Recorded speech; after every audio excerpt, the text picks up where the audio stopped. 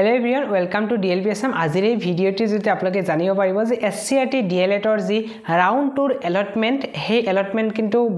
SCRT official ৱেবছাইটৰ পৰা আপোনালোকে আজিৰ দিনৰ ভিতৰতে লাভ কৰিব। এই ভিডিঅ'টো চোৱাৰ সময়তে কিন্তু আপোনালোকৰ এলটমেন্টৰ ৰাউণ্ড 2 ৰিজাল্ট ডিক্লেয়াৰ কৰা হ'ব পাৰে। মই ভিডিঅ'টো যেতিয়া প্ৰস্তুত কৰি আছো এতিয়া কিন্তু কামিং সন বুলি দেখুৱাই আছে। এইখিনিতে আপোনালোকক আপডেটটো দিব বিচাৰিছো যে SCRT DLEDৰ যি সেকেন্ড এলটমেন্টৰ যি ৰাউণ্ড 2 আছে এই ৰাউণ্ডৰ বিষয়ে আপোনালোকক কিছু কথা জনাই দিব বিচাৰিছো। ইয়াতে যিসমূহ ক্যাটেগৰী ষ্টুডেন্ট বা আনৰিজাৰ্ভ ক্যাটেগৰী ষ্টুডেন্ট আছে ষ্টুডেন্ট সমূহে যিসমূহ ইনষ্টিটিউচনত এপ্লাই কৰিব বিচাৰিছিল মানে যিসমূহ এপ্লাই কৰিছিল ইতিমধ্যে প্ৰিফাৰেন্স দিছিল প্ৰিফাৰেন্স 1 2 3 4 এনেকৈ প্ৰিফাৰেন্স দিছিল সেইসমূহে কিন্তু আগত যিসমূহ ইনষ্টিটিউচন প্ৰিফাৰেন্স আকাৰ দিছিল সেইসমূহৰ পৰাই কিন্তু তেওঁলোকৰ সিটটো পাব যদিহে সেইসমূহ ইনষ্টিটিউচনত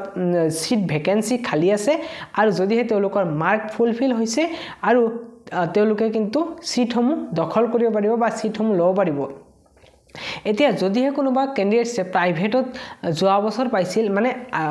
এই বছৰৰে যি ফাৰ্স্ট ৰাউণ্ডত পাইছিল সেই সকলে যদি প্ৰাইভেটত লোৱা নাই সেই সকলো লিষ্টটো প্ৰাইভেটত আকৌ আহিব নে নাই হেতু হুদি আছিল যোৱা আগৰ ভিডিঅত মই জনাই দিব বিচাৰিছো এইটো ভিডিঅৰ জৰিয়তে যদি প্ৰাইভেটত পাইছিল এইবাৰ যদি প্ৰাইভেটত মানে লোৱা নাই প্ৰথমবাৰ এডমিশন তেতিয়া হলে কিন্তু এইবাৰ যদি প্ৰাইভেটত পায় তেতিয়া হলে আপোনালোকে এডমিশন লব পাৰিব কোনো ধৰণৰ প্ৰবলেম নাই। মই SCRTত যেতিয়া কল কৰিছিলো গভৰ্ণমেন্টত যদি সিটটো মই নলও তেতিয়া হলে মই নেক্সট টাইম গভৰ্ণমেন্টত পাম নে এনেকুৱা কথা মই নিজৰ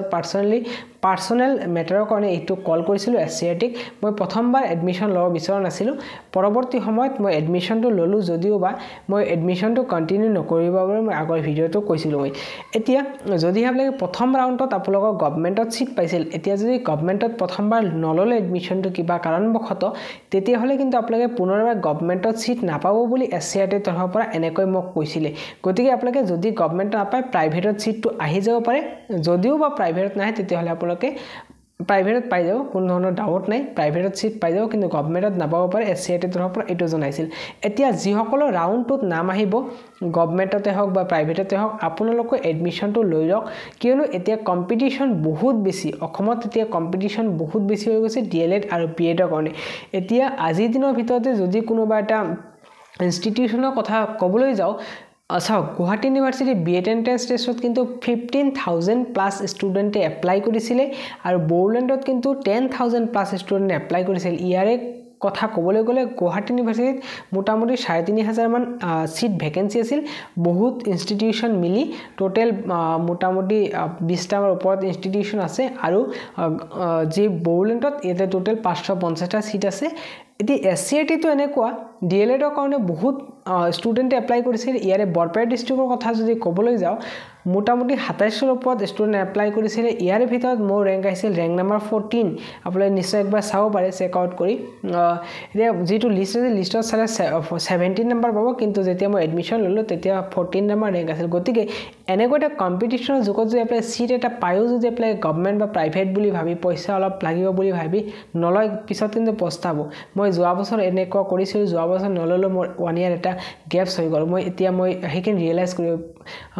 কৰি আছো আৰু গতিকে পেমেন্টৰ যিমান ইস্যু নহওক আপোনালোকে যেনেকৈ নহওক কিয় প্ৰাইভেটত পালে এডমিশনটো লৈ লওক কাৰণ এতিয়া যিসমূহ এডমিশন লব মানে বিচাৰি আছে ফুৰি আছে মই এডমিশনটো লও কিন্তু তেওঁলোকৰ মাৰ্ক কম চাওক বহুত এনেকৈ ষ্টুডেন্ট আছে মোৰ নিজৰ চিনাকি মোৰ বন্ধুবৰ্গ লগতে মোৰ কমেন্টত থকা বহুতে হুদি আছিল যে দাদা মই 22 পাইছো 30 পাইছো মই প্ৰাইভেটত পাম নে নাই মোৰ মানে পইচা কোনো ইছ্যু নাই মই মানে লম মানে লব ইচ্ছা আছে। গতিকে এনেকুৱা ধৰণে মানে কৰিলে এতিয়া মানে হেবিলাক কৰিব নোৱাৰে। গতিকে আপোনালোকে যিমানে মাৰ্ক কম পাব হিমানে আপোনালোকৰ মানে অলপ বেয়াই হ'ব আৰু মানে যিমান মানে পায় আৰু যদিহে আপোনালোকৰ সিট এটা পাই যায় তেতিয়াহলে গভৰ্ণমেন্ট প্ৰাইভেট কোনো কথা নাই কৰি লওক BEd বা DLED টো আপোনালোকৰ ফিউচাৰটো এটা মানে ফিউচাৰৰ এটা মানে চান্সেছ থাকিব যে আপোনালোকে যদি টিচাৰ হ'ব বিচাৰে তেতিয়াহলে আপোনালোকৰ এটা মানে ভাল পসিবিলিটি এটা থাকি যাব। গতিকে আজিৰ ভিডিঅটো জৰিয়তে এইখিনি আপডেট দিব বিচাৰিছিলো যে আপোনালোক আজিৰ দিনত ৰাউণ্ড 2 ৰিজাল্ট প্ৰকাশ কৰিব। মই ভিডিঅটো আপলোড কৰি দিয়াৰ পিছতে আপোনালোক ৰাউণ্ড 2 ৰিজাল্ট চাব পাৰিব বা মই এই ভিডিঅৰ তলত মই মোৰ ৱেবছাইটৰ নিজাবুজীয়া লিংকটো দি ৰাখিম তাৰ পৰা আপোনালোকে একবাৰ SCRT ৱেবছাইটত গৈ চাব পাৰিব বা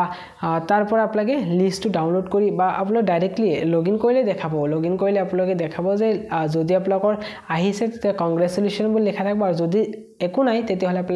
লিখা থাকিব যে you are not selected for round 2